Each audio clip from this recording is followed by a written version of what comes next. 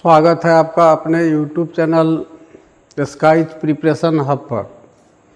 तो जैसा कि हम लोग आज क्लास 11th के NCERT का जो फर्स्ट चैप्टर हम पढ़ रहे हैं उसी को आगे बढ़ाएंगे।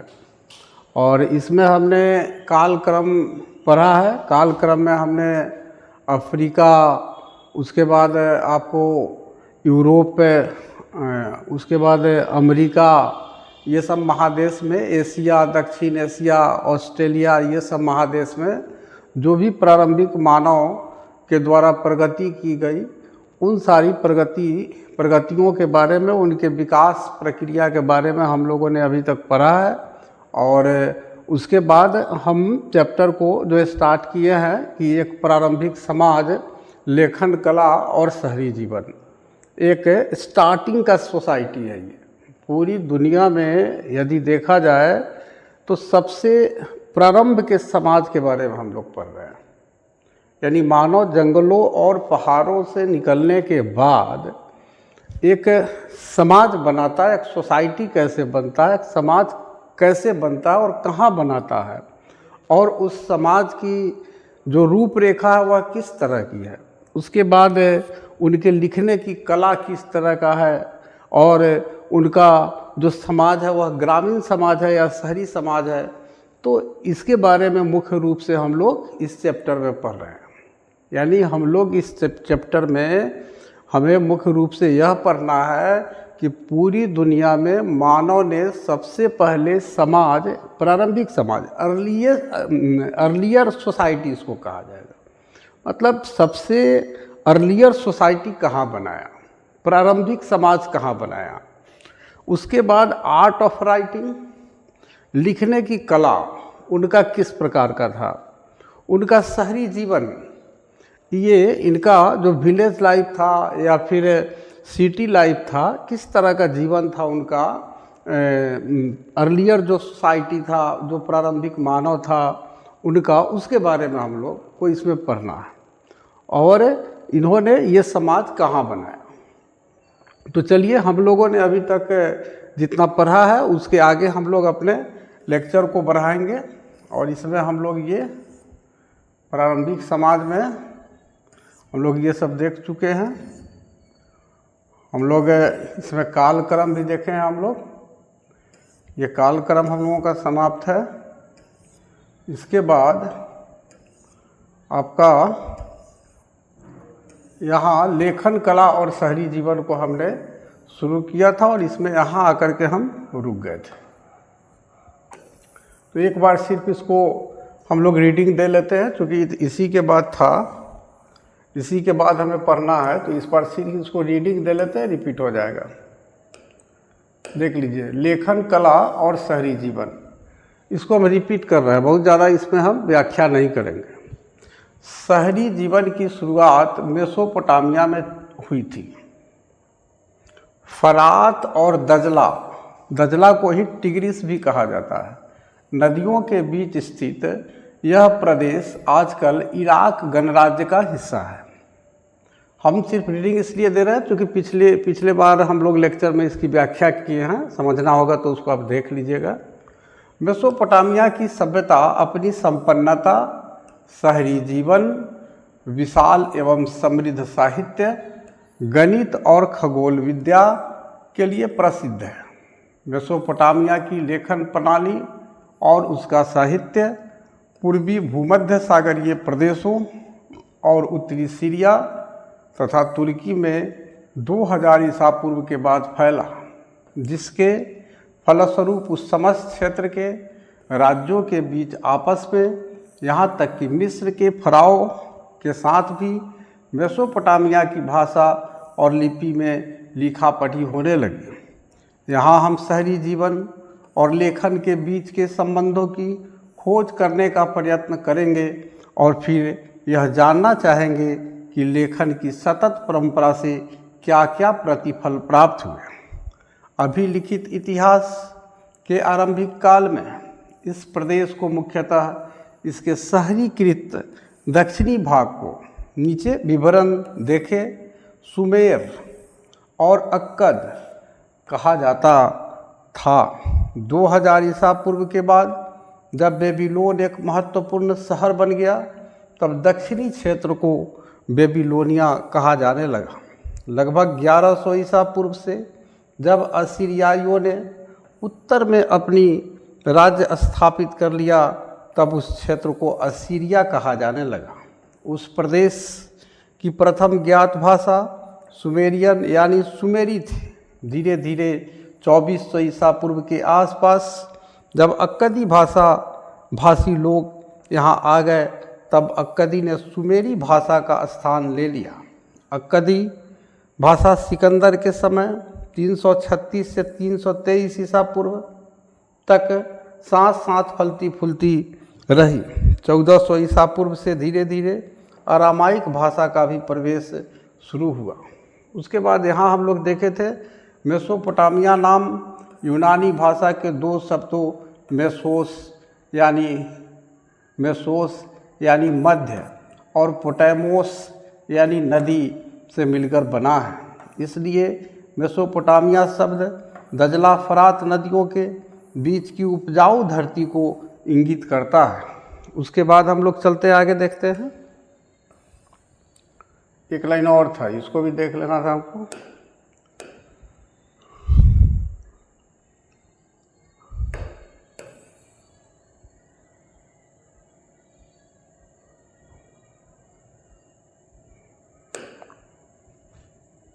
यहाँ से देख 1400 ईसा पूर्व से धीरे धीरे आरामाइक भाषा का भी प्रवेश शुरू हुआ। यह भाषा हिब्रू से मिलती जुलती थी और 1000 ईसा पूर्व के बाद व्यापक रूप से बोले जाने लगी थी। यह आज भी इराक के कुछ भागों में बोली जाती है। तो इतना हमने पिछले क्लास के लेक्चर को हमने रीडिंग दिया है, ताकि आपको सुन करके थोड़ा बहुत उसका समझ आ जाए। अब आगे हम लोग पढ़ेंगे आगे मेसोपोटामिया के शहरी जीवन से संबंधित यानी प्रारंभिक समाज से संबंधित जो शहरी जीवन है और उनकी लेखन कला है और उनका जो समाज है सोसाइटी, और समाज में बहुत सारी चीज़ें आ जाती है। वो किस तरह के घर में रहते थे, किस प्रकार के कपड़े पहनते थे, किस प्रकार के आभूषण पहनते थे, मृत्यु के बाद उनका किस तरह से अंत्येष्टि क्रिया किया जाता था। तो बहुत सारी जो मानव जीवन से संबंधित प्रक्रियाएं हैं वह इस अर्लियर सोसाइटी में प्रारंभिक समाज में किस प्रकार का था और यहाँ से दुनिया में किन किन देशों में फैलाया, इसके बारे में हम लोग इसमें पढ़ेंगे और आगे बढ़ेंगे। देखिए, मेसोपोटामिया में पुरातत्वीय खोजों की शुरुआत 1840 के दशक में हुई। 1840 के दशक में पुरातत्वीय खोजों की शुरुआत हुई। 1840 के दशक में पुरातत्वीय खोजों की शुरुआत हुई। इसको आप एक नोट्स के रूप में भी आप चाहेंगे तो आप इसमें बना सकते हैं कि मेसोपोटामिया में पुरातत्वीय खोजों की शुरुआत। ये इम्पॉर्टेंट लाइन है, इसलिए ये लाइन जो है आपके नोट्स का ये लाइन हो सकता है। सेम टू सेम मेसोपोटामिया में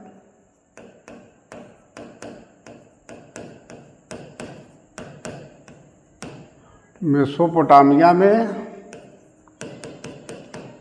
1840 के दशक में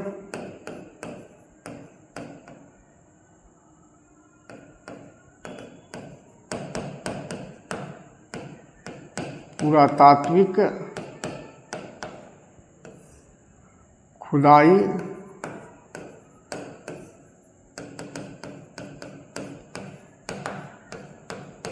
की शुरुआत हुई। इसको हमने अपने भाषा में लिख दिया। 1840 के दशक में पहली बार जो है यहाँ पुरातात्विक खुदाई की शुरुआत हुई।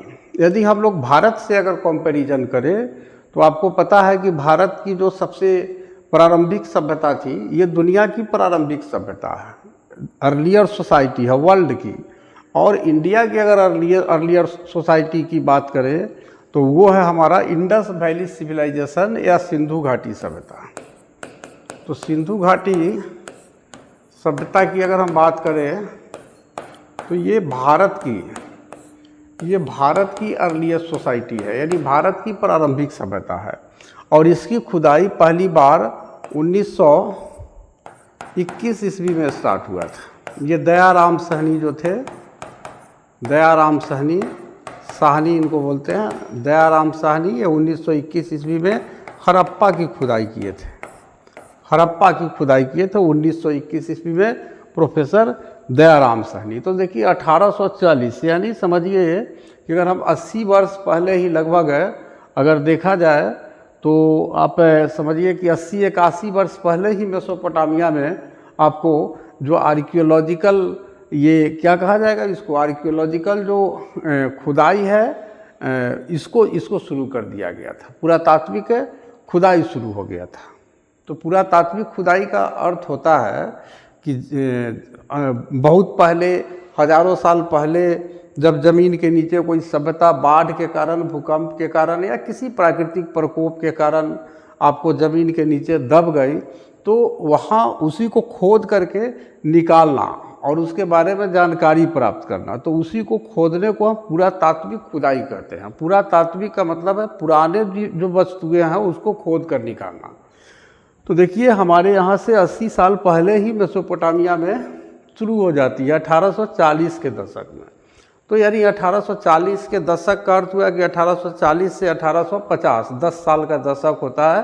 तो उसी के बीच में पुरातात्विक खुदाई की शुरुआत हो गई। तो पहला लाइन का कॉन्सेप्ट आप एनसीईआरटी का पूरी तरह से समझ गए होंगे। वहाँ एक या दो स्थलों पर, जैसे उरुक और मारी में, जिन पर आगे चर्चा करेंगे, उत्खनन कार्य कई दशकों तक चलता रहा। दशक का अर्थ है 10 साल, तो एक दशक का अर्थ हुआ 10 वर्ष, और कई दशकों का मतलब हो गया कि कई 10 साल, यानी कहने का मतलब है कि कई वर्षों तक जो है ये दो जो शहर था मेसोपोटामिया का, जो दो स्थल है, एक का नाम है उरुक और दूसरे का नाम है मारी। तो ये भी इम्पोर्टेंट चीज़ है। यहाँ हम लिख सकते हैं कि इसमें लिख सकते हैं कि मेसोपोटामिया के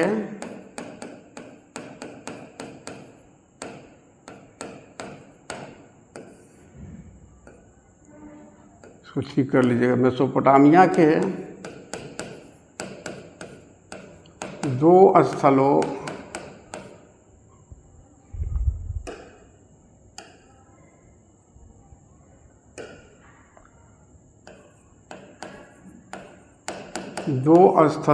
एक का नाम क्या है, एक का नाम है उरुक और दूसरे का नाम क्या है, दूसरे स्थान का नाम है मारी। तो मेसोपोटामिया के दो स्थलों उरुक और मारी में क्या हुआ, दशकों तक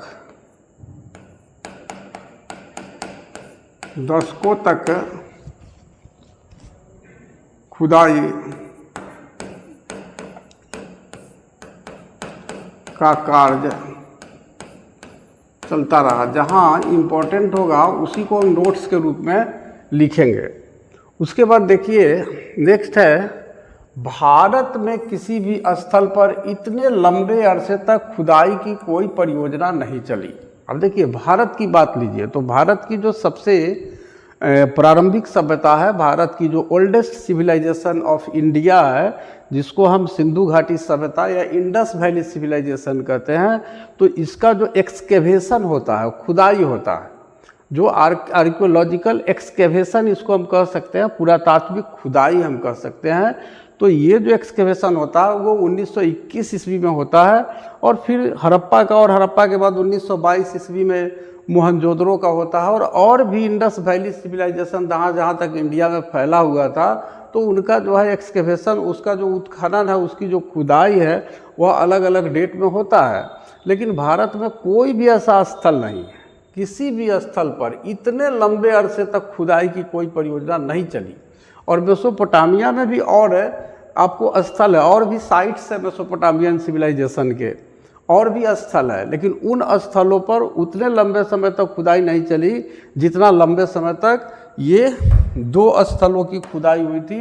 एक का नाम है उरुक और एक का नाम है मारी। ये याद रखना कि मेसोपोटामिया के दो स्थल उरुक और मारी ऐसे स्थल है जहाँ दशकों तक खुदाई का कार्य चलता रहा। तो इस तरह से फिर हम आगे का देखते हैं। इन खुदाइयों के फलस्वरूप आज हम इतिहास के स्रोतों के रूप में सैकड़ों की संख्या में इमारतों, मूर्तियों, आभूषणों, कब्रों, औजारों और मुद्राओं का ही नहीं बल्कि हजारों की संख्या में लिखित दस्तावेजों का भी अध्ययन कर सकते हैं। अब देखिए, इन खुदाइयों के फलस्वरूप क्या हुआ कि आज हम इतिहास के जो स्रोत है, सोर्सेज ऑफ हिस्ट्री है, यानी आज हम इतने पुराने समय में, जिस समय इतना ज़्यादा हमारा लिटरेचर, इतना ज़्यादा हमारा साहित्य डेवलप नहीं हुआ था कि हम कोई ग्रंथ लिख सके और हम अपने समय की जो भी प्रक्रिया, जैसे आज के समय में हर एक घटना को आप प्रतिदिन देखते, अखबार भी निकलता है, तो इस तरह की कोई व्यवस्था नहीं थी और उतना ज़्यादा एजुकेशन सिस्टम वगैरह भी डेवलप नहीं था कि लोग कोई ग्रंथ लिखेंगे और ग्रंथ को एक जगह कलेक्शन करके रखेंगे और आने वाला जनरेशन पढ़ के उनके बारे में जान जाएगा। तो अब चूंकि ये ज़मीन के नीचे दब गए और ये खुदाई हो रहा है, तो खुदाई होने के बाद क्या होगा, उनको जो वस्तुएं मिलेगी खुदाई में वही स्रोत होगा, वही सोर्सेज होगा उस समय के इतिहास को जानने का। तो इन खुदाइयों के फलस्वरूप आज हम इतिहास के स्रोतों के रूप में हम क्या देखते हैं, क्या हमारे पास सोर्सेज है जिससे हम उस समय का इतिहास लिखते हैं। तो मेसोपोटामियन सिविलाइजेशन में मिली जो इमारत है, बिल्डिंग्स जो मिले हैं उस समय के, वो एक स्रोत है। इससे हम जान सकते हैं कि मेसोपोटामिया के लोग किस प्रकार से अपना मकान बनाते थे, किस प्रकार के मकानों में रहते थे, इनकी जो इमारतें होती थी उसका वो किस प्रकार से बनाए जाते थे, या उसमें कितने कमरे होते थे, पानी का क्या व्यवस्था होता था, नालियाँ होती थी कि नहीं, आंगन होते थे कि नहीं, रसोई घर होते थे कि नहीं, बाथरूम वगैरह होते थे कि नहीं। तो उस समय के इमारतों से हमें इतना सारा ज्ञान हमें प्राप्त हो जाएगा जब हम खुदाई में हमारे पास इमारत मिलेंगे मेसोपोटामियन सिविलाइजेशन का। तो क्या होगा, हम वहाँ के इतिहास को जान पाएंगे इमारतों के द्वारा। इतिहास का अर्थ है कि उनके समय की घटनाओं को जान पाएंगे कि किस तरह से ये लोग रहते थे, किस तरह से जीते थे। उसके बाद मूर्तियाँ मिली। इससे क्या पता चलेगा कि उनका धर्म कैसा था, क्या वो धर्म के बारे में जानते भी थे। तो मूर्तियों से हमें ये पता चलेगा कि वो किस प्रकार का धार्मिक जीवन जी रहे थे मेसोपोटामियन सिविलाइजेशन के लोग। और मूर्ति मिल रहा है तो किस देवी देवता का मूर्ति मिल रहा है, किस भगवान का मूर्ति मिल रहा है। तो ये भी पता चलेगा कि शुरू में मेसोपोटामिया के लोग किस प्रकार के देवी देवताओं की पूजा करते थे।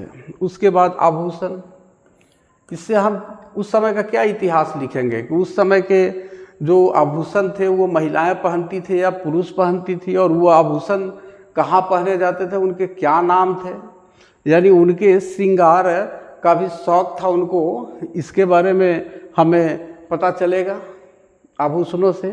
कब्र से उस समय के अंत्येष्टि क्रिया के बारे में पता चलेगा। जब कोई व्यक्ति मरता है तो मरने के बाद हम 3 प्रकार के समाधान आपको प्रचलित है। अंत्येष्टि क्रिया जो होता है, जब कोई व्यक्ति मरता है तो उसका 3 प्रकार का समाधान पूरी दुनिया में आज भी प्रचलित है। एक होता है जिसमें हम कहते हैं जल समाधि कह सकते हैं, यानी जल में बहा देना। यानी कोई व्यक्ति मरा तो मरने के बाद हम उसको नदी में ले जाते हैं और नदी में ले जा करके पानी में उसको बहा देते हैं। तो एक जो है ये अंत्येष्टि क्रिया का तरीका है, अंत्येष्टि क्रिया, यानी मरने के बाद जो अंतिम संस्कार जो किया जाता है उसमें एक जल में प्रवाहित कर देना, बहा देना। दूसरा क्या है, अग्नि में जला देना, आग में जला देना, ये भी प्रचलित है। जैसे भारत में आप देखेंगे हिंदू धर्म में आपको मरने के बाद क्या होता है कि मृत व्यक्ति को अग्नि में जला दिया जाता है। उसके बाद तीसरा जो अंतिम संस्कार का प्रक्रिया है कि व्यक्ति को क्या किया जाता है कि ज़मीन खोद करके और उसके अंदर गाड़ दिया जाता है। तो ये उसको क्या कहा जाता है, कब्र कहा जाता है। तो कब्र में गाड़ने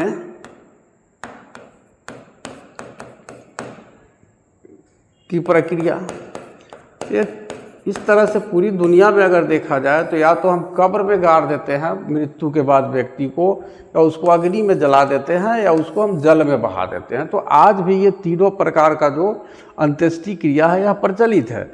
लेकिन जब हम मेसोपोटामिया के कब्र को देखेंगे तो हम जानेंगे कि आज से 7,000 साल पहले लोग अपना मृतक संस्कार किस प्रकार से करते थे।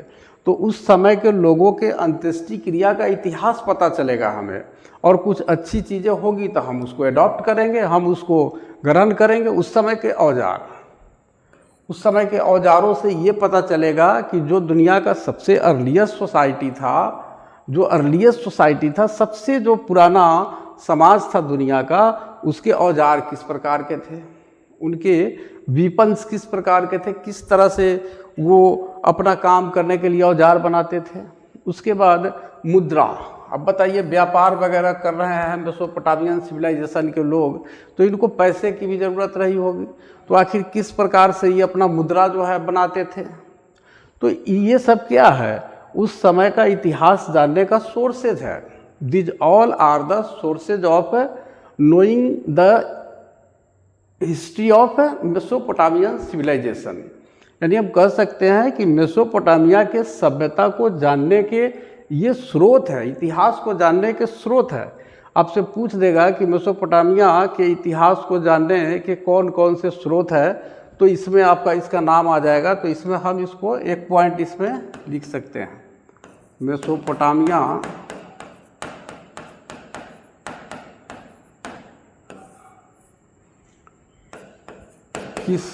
की सभ्यता के इतिहास का मुख्य स्रोत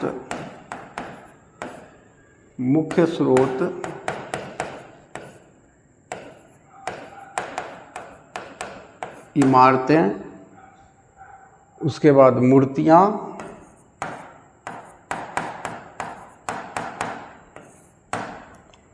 उसके बाद आभूषण,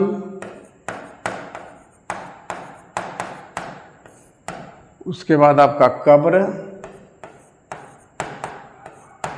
उसके बाद हो गया आपका औजार, उसके बाद हो गया मुद्रा, और मुद्रा के साथ साथ कुछ लिखित दस्तावेज भी मिले हैं। आपको पता है, हम लोग ऊपर पढ़े थे कि पैपाइरस पर लेखन का कार्य करते थे। पैपाइरस एक पौधा होता है, एक पेड़ होता है, जो आपको इराक के बगल में ही आपको मिस्र है, और मिस्र में नील नदी बहती है। तो नील नदी के किनारे आपको पैपाइरस का जो पेड़ होता था, तो इसी पैपाइरस पर क्या किया जाता था कि आपको लेखन का कार्य करते थे आपको मेसोपोटामियन सिविलाइजेशन का लोग। तो उसके वजह से आपको पांडुलिपि मिलेगा। क्या मिलेगा? पांडुलिपि मिलेगा। पांडुलिपि यानी उस समय का पांडुलिपि मिलेगा। अब ये पांडुलिपि क्या है? तो ये पैपाइरस पर हाथ से लिखा जाता था, यानी जो भी बातें हाथ से लिखी जाती थी उसी को पांडुलिपि कहा जाता है। क्योंकि उस समय कोई प्रेस नहीं था, छापा खाना नहीं था, कागज़ का आविष्कार हुआ नहीं था कि आज की तरह किताबें लोग छाप लेंगे। तो कुछ लिखित दस्तावेज भी उनके पास थे, उससे भी उस समय के इतिहास को हम जान सकते हैं। तो कुछ हजारों की संख्या में जो लिखित दस्तावेज है वो भी सोर्सेज है मेसोपोटामियन हिस्ट्री को जानने का। तो और हम इसमें जोड़ देंगे, और हजारों की संख्या में लिखित दस्तावेज है, और हजारों की संख्या में लिखित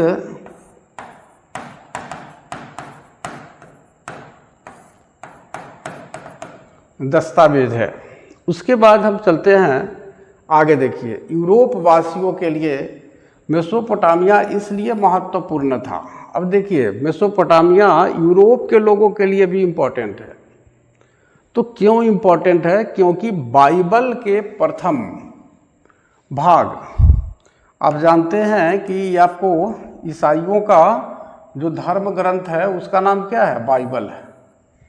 बाइबल ईसाई धर्म का आपको धर्म ग्रंथ है। जैसे आप इस्लाम में देखिएगा तो कुरान शरीफ है, और उसी तरह से हिंदू धर्म में देखेंगे तो आपको गीता, रामायण ये सब है, और उसी तरह से ईसाई धर्म के लोगों का जो पवित्र धर्म ग्रंथ है उसका नाम बाइबिल है। तो उसमें बाइबिल से क्या संबंध है इसका, मेसोपोटामिया का? तो देखिए, यूरोप वासियों के लिए मेसोपोटामिया इसलिए महत्वपूर्ण था क्योंकि बाइबिल का जो प्रथम भाग है उस प्रथम भाग में ओल्ड टेस्टामेंट एक पार्ट छपा हुआ है बाइबिल में। उस पार्ट का नाम क्या है? Old testament. और इसमें इसका उल्लेख कई संदर्भों में किया गया है। क्या गया है? उदाहरण के लिए ओल्ड टेस्टामेंट जो बाइबिल का जो प्रथम भाग है उसी में एक चैप्टर है book of genesis. Book of genesis में क्या उल्लेख है? सिमार का उल्लेख है, जिसका तात्पर्य अर्थात सुमेर ईंटों से बने शहरों की भूमि से है। अब देखिए, सुमेर जो है इसी मेसोपोटामिया को कहा जाता है, इराक को कहा जाता है, क्योंकि वहाँ सुमेरियन लिपि भी प्रचलित थी। और सुमेर का संबंध किससे है? मेसोपोटामिया से है। और इनके जो बाइबिल का जो फर्स्ट पार्ट है ओल्ड टेस्टामेंट, उसी का जो ये चैप्टर है बुक ऑफ जेनेसिस जो चैप्टर है उसमें सिमार का वर्णन किया हुआ है। और उस सिमार का जो वर्णन किया, उस सिमार का क्या मतलब है? उसका मतलब है कि सुमेर जो है ईंटों से बने शहरों की भूमि से है। सिमार लिखा हुआ है, सिमार शब्द लिखा हुआ है बुक ऑफ जेनेसिस चैप्टर में। तो ये ईसाई धर्म वाले कहते हैं कि ये जो सिमार है इसका अर्थ होता है कि सुमेर ईंटों से बने शहरों की भूमि से है। सिमार का संबंध इसी से ये लोग बनाते हैं। अब यूरोप के जो यात्री हैं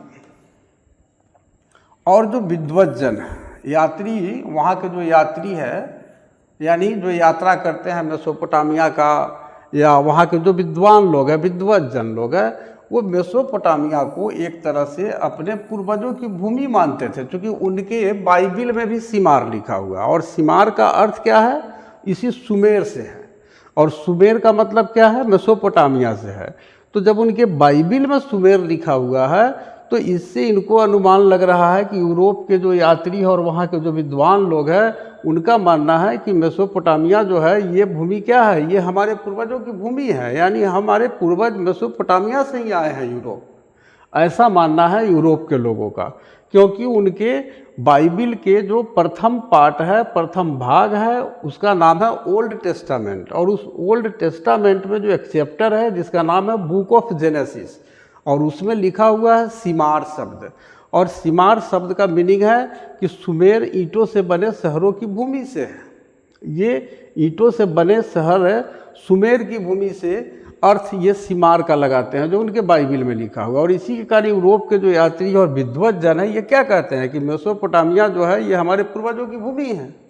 और जब इस क्षेत्र में पुरातत्वीय खोज की शुरुआत हुई तो ओल्ड टेस्टामेंट के अक्षरशः सत्य को सिद्ध करने का प्रयत्न किया गया। और जब देखिए, जब यहाँ पर क्या हो रहा है कि पुरातत्वीय खोज की शुरुआत हुई, अब ये मान लीजिए कि उरुक और मारी तक ही सीमित नहीं रहेगा, और भी मेसोपोटामिया में जो स्थान होगा वहाँ की पुरातात्विक खुदाई होगी, आर्कियोलॉजिकल एक्सकेवेशन वहाँ पर भी होंगे।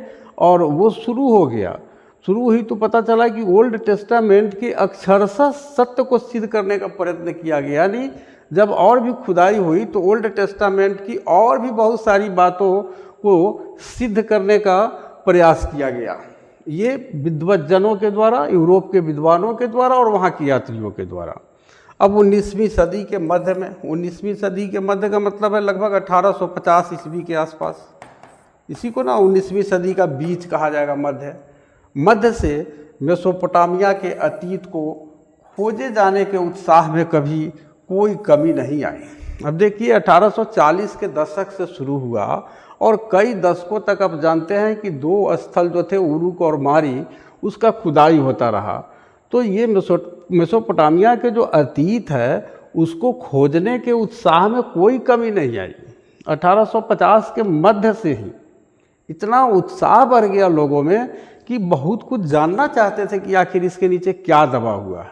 और सन 1873 में एक ब्रिटिश समाचार पत्र, अब देखिए 1873 की बात हो रही है, 1840 के दशक में खुदाई शुरू होती है और 1873 लगभग 33 साल के बाद की बात है कि एक ब्रिटिश समाचार पत्र है। ब्रिटिश समाचार पत्र का मतलब हो गया कि जो इंग्लैंड से जो कोई अखबार निकलता है, कोई समाचार पत्र निकलता है, उसने क्या किया, उसने ब्रिटिश म्यूजियम द्वारा, जो अंग्रेज़ों का म्यूजियम था, उसके द्वारा सारा खर्च उठा लिया, इसके खोज करने का खर्च उठा लिया। देखिए आगे यहाँ पर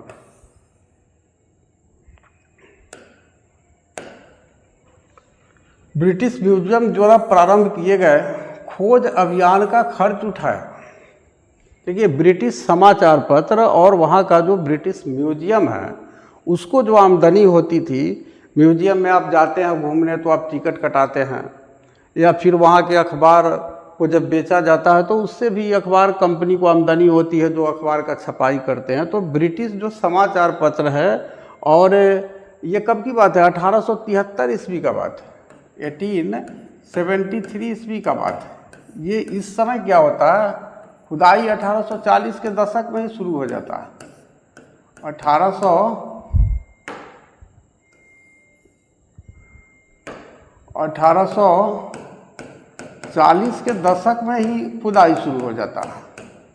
और खुदाई जो होता है उसमें कोई उत्साह में कमी नहीं आता है मेसोपोटामिया में। क्यों नहीं आता है, क्योंकि अब इसमें ब्रिटिश इंग्लैंड कूद जा रहा है 1873 में और सारा खर्च उठा ले रहा है। उसके पुरातात्विक और भी जो स्थल है उसकी जानकारी प्राप्त करने में, उसकी खुदाई करने में, उसके एक्सकेवेशन में जितना भी खर्च आएंगे उस खर्च को उठा रहा है इंग्लैंड, और ये 1873 में उठा रहा। और वहाँ का एक समाचार पत्र उठा रहा है, वहाँ का जो अखबार छापने वाला जो आपका कंपनी है वो उठा रहा है, और एक क्या उठा रहा है, वहाँ का ब्रिटिश म्यूजियम वाला खर्च उठा रहा है।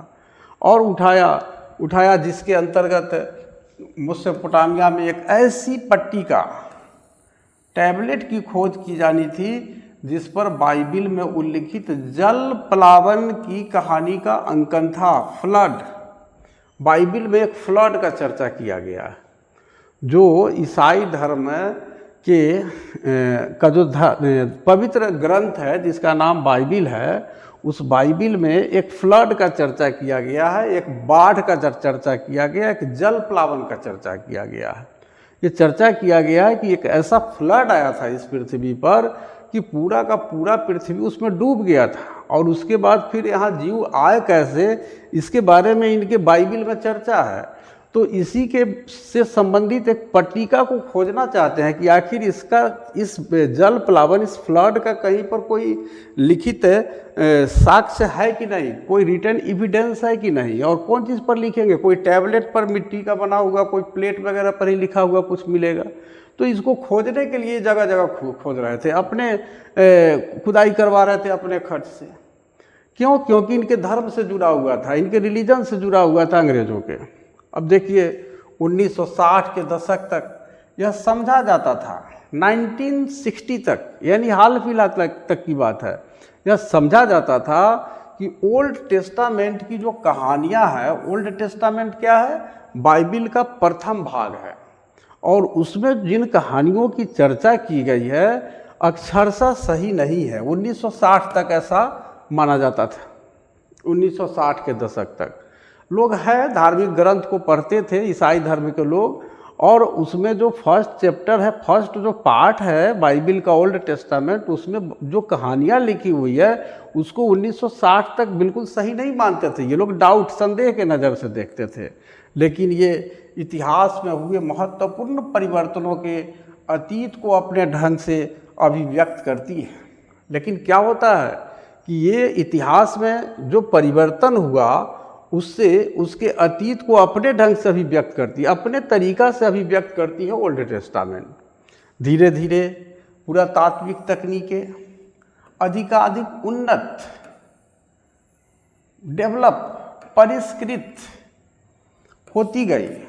एक्स्ट्रा ऑर्डिनरी, हम कह सकते हैं कि पहले मान लीजिए कि आपके पास साधन होगा, उसी से ना आप किसी चीज़ की खुदाई कीजिएगा, लेकिन अब चूंकि साइंस एंड टेक्नोलॉजी डेवलप हो गया तो अब क्या होगा, अधिकाधिक उन्नत, काफ़ी डेवलप ढंग से ये आपको पुरातात्विक तकनीक डेवलप हो रहा है। मतलब कि एक डेवलप तरीका से खुदाई करेंगे और परिष्कृत होती गई, शुद्ध होती गई। इतना जब शुद्धता बढ़ी खुदाई में, तो इसके अलावा भिन्न भिन्न पहलुओं पर ध्यान दिया जाने लगा। अब जब खुदाई हो रही है तो हर पहलू पर ध्यान दिया जा रहा है। कौन कौन सा पहलू हो सकता है? मान लीजिए कि हजारों साल पहले मिट्टी का कोई बर्तन या मिट्टी का कोई पट्टिका या सामान ज़मीन के नीचे दब गया और वो हमको मिल रहा है, तो हम उसको बड़ी तरीक़ा से उसको खोद के निकालेंगे, नहीं तो टूट जाएगा, तो फिर उसके हम बारे में अच्छी तरह से जान नहीं पाएंगे ठीक से। तो इसलिए भिन्न भिन्न पहलुओं पर ध्यान दिया गया कि आखिर किस तरह से हमें इसका खुदाई करना है। यहाँ तक कि आम लोगों के जीवन की भी परिकल्पना की जाने लगी, यानी कल्पना करने लगे लोग कि उस समय जो मेसोपोटामिया के लोग थे, उन लोगों का जीवन किस तरह का रहा होगा। तो बाइबिल की कहानियों की अक्षरशः सच्चाई को प्रमाणित करने का कार्य गौण हो गया। आगे के अनुभागों में हम जिन बातों पर चर्चा करेंगे उनमें से अधिकांश इन परवर्ती अध्ययनों पर आधारित है। ये आपको 1960 के बाद का जो अध्ययन है, क्योंकि 1960 के बाद इनके जो पुरातात्विक तकनीक है, खुदाई का जो इनके पास टेक्नोलॉजी है, वो काफ़ी डेवलप कर जाता है, प्यूरिफाइड हो जाता है। तो इस स्थिति में क्या होता है कि अब नए नए प्रकार के खोज होंगे, तो अब क्या होगा, अब उसी के आधार पर हम परवर्ती अध्ययन करेंगे। आगे का हम जो स्टडी करेंगे वो 1960 के बाद जो स्पेशल तरीके से जो एक्सकेवेशन होता है, उसके आधार पर हम मेसोपोटामिया के सिविलाइजेशन का अध्ययन करेंगे, यानी परवर्ती भाग का अध्ययन करेंगे। उसके बाद देखिए यहाँ पर ये भी जान लीजिए कि उसमें क्या चर्चा है जल प्लावन का, फ्लड का बाइबिल में, उस पर यहाँ पर लिख दिया है थोड़ा सा, तो इसको देख लेना है।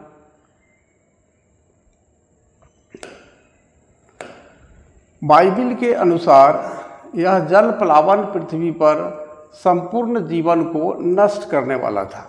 बाइबिल में जो लिखा हुआ है कि ये जो फ्लड आया था, ये जो बाढ़ आया था पृथ्वी पर, यह संपूर्ण जीवन को नष्ट करने वाला फ्लड था। यानी संपूर्ण जीवन का अर्थ है कि इंसान ही नहीं, यहाँ के जीव जंतु, पशु पक्षी, सबको नष्ट करने वाला फ्लड आया था, बाढ़ आया था। इसका चर्चा आपको बाइबिल में किया हुआ है।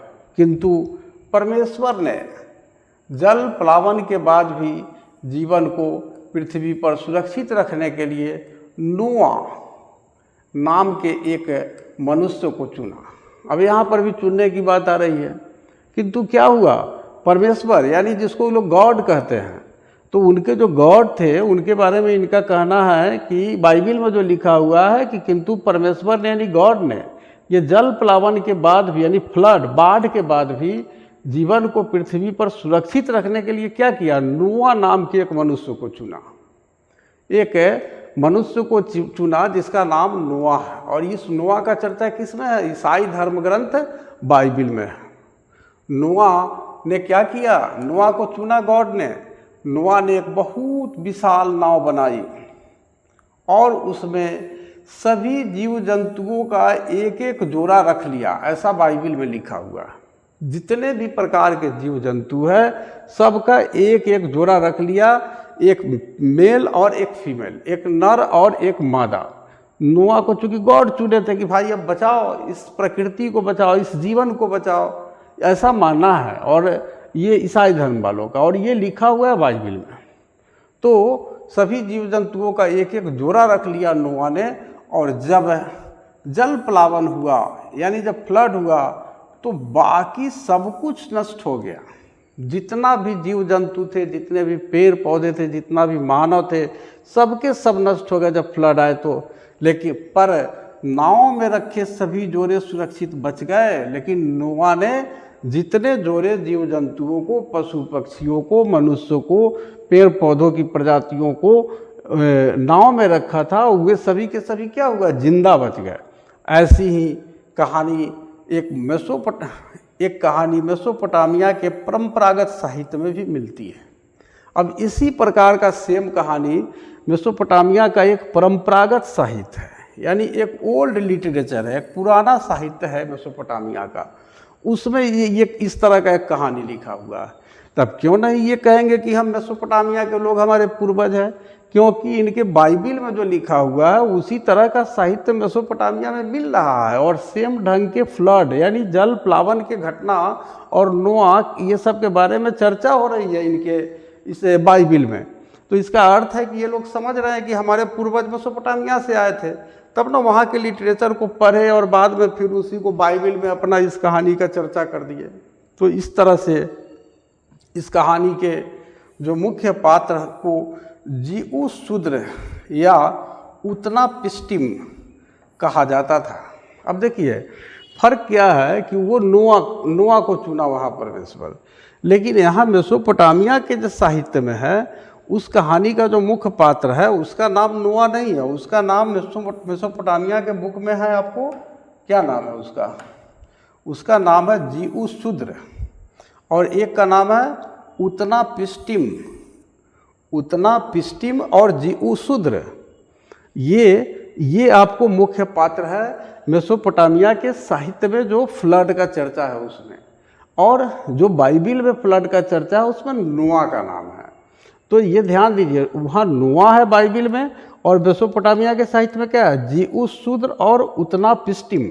याद रखिए जीउस शूद्र लिख देते हैं, यहाँ लिखने से याद होता है। जीउ शूद्र एक पात्र है, एक कलाकार है उसमें कहानी का, और एक है उसका नाम है उत्नापिष्टिम।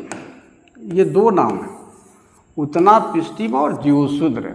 ये पूछ सकता है कि उत्नापिष्टिम और जीउस शूद्र की चर्चा कहाँ की गई है? तो मेसोपोटामिया के परंपरागत साहित्य में की गई है। ओल्ड लिटरेचर ऑफ मेसोपोटामिया में ये जो मेन है, जो ये पात्र है, मेन जो एक्टर है जीउस शूद्र और उत्नापिष्टिम, इसकी चर्चा की गई है।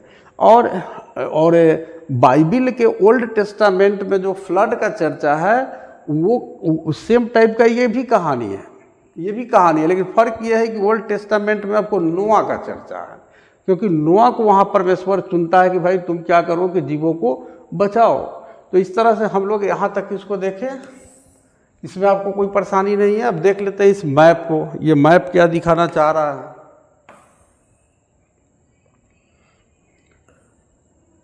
अब देखिए ये मैप,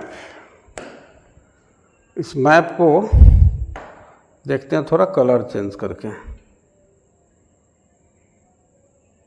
ये नहीं लाल वाला ले, ये ग्रीन ले लेते हैं। देखिए यहाँ पर ये आपका देखिए यहाँ से हम लोग मेसोपोटामिया के सभ्यता को देख रहे हैं। तो यहाँ देखिए एक जो ये नदी है, एक दजला नदी है और एक फरात नदी है। ये कौन सा? ये वाला नदी है दजला, और ये वाला जो नदी आ रहा है ये लाइन, ये फरात नदी है।